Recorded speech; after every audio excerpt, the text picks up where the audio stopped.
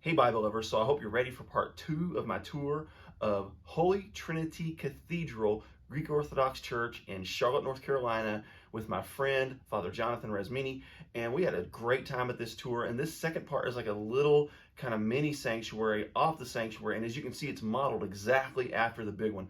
It's really cool, really beautiful, really ornate. They didn't cut any corners with this little secondary room, and this is kind of where they have their smaller weekday services when the crowd isn't as big. It's really, really cool. Check it out.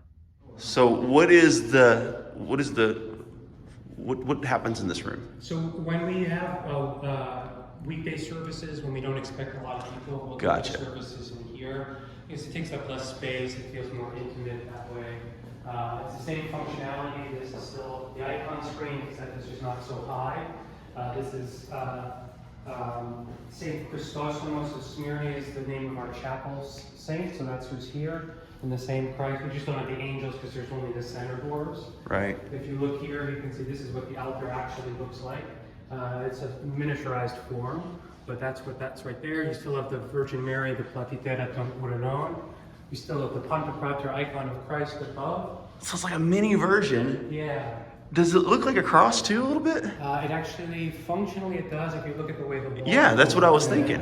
We try to, we can only do so much with the space. Right. And all around we see depicted historically, women would have sat on one side of the church and men on the other. And so there tend to be more women on this side, right. Icons of women. There's a few male saints just because. Now, why are these ladies so significantly shorter than the other one? This is Saint Sophia, and her 3 daughters were martyred in front of her. Okay, so they were children. Yeah, they were children martyrs. Brutal. And then over here you'll see Saint Helen, but then she's always depicted with her son, Saint Constantine the Great. And so this is Constantine, the Roman emperor. Yeah. And so they're depicted together, and St. Helen supposedly found the cross, which actually, in my cross here that I wear, I have a splinter of the cross upon which Christ was crucified. So I keep that on me at all times. What is that? So St. Pius V was martyred, and during her martyrdom, her eyes were taken out. Oh. So she's offering her eyes as an offering to God.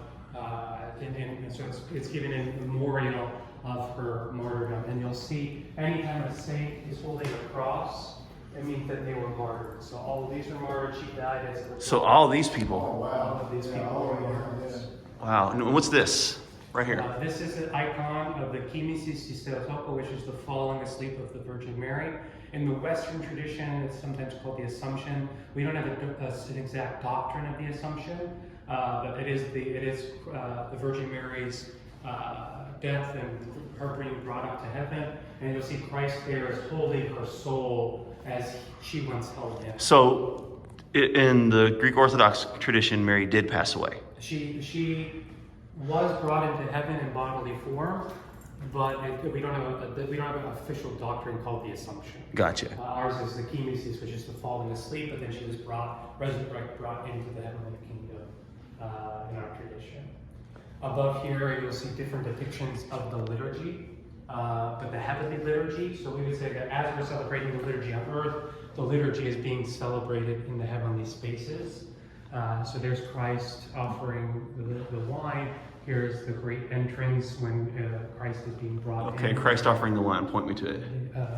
Right here. Oh, gotcha. That's so it's the heavenly divine liturgy. So Orania Thea Liturgia is the heavenly divine liturgy. And the same thing right here is said. Okay, and what's the little the little hut thing here? This is another depiction of the altar. Oh, okay. Yeah, so in some traditions of Orthodoxy, the altar table will actually be covered. Gotcha. Yeah. I'm sure you already answered him before, but who is this?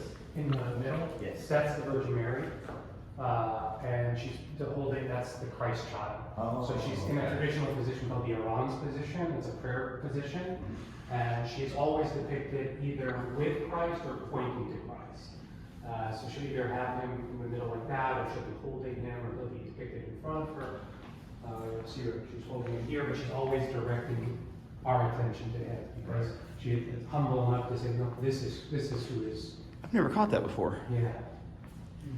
Sometimes there's icons called the directress, meaning she's directing us towards him. In the altar here, you'll see several different saints that were liturgists, that wrote liturgies or their bishops. So none of these guys were martyred. None of these were martyred. That's correct.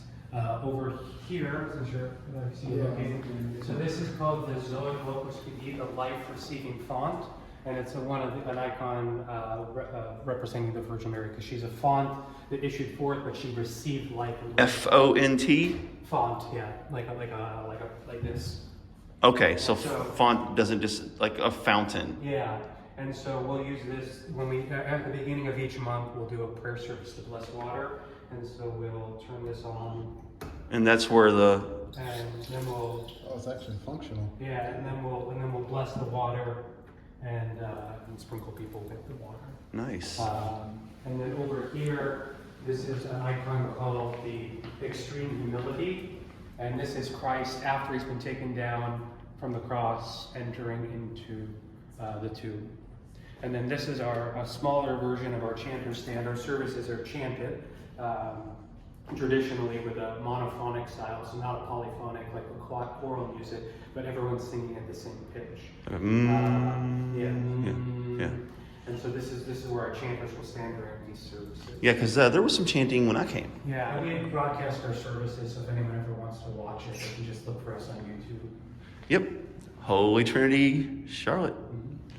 All right, well, thank you. So there you have it. That's the second part of my tour of Holy Trinity Cathedral in Charlotte, North Carolina, Greek Orthodox Church, with my friend Father Jonathan Resmini. Had a couple buddies with me from my church. It was really exciting to be able to see it, and just really exciting to see Father Jonathan's energy and his presentation and his joy in being able to show what he's able to do. So it's really, really cool. Anyhow, there you have it. Keep calm. Jesus on.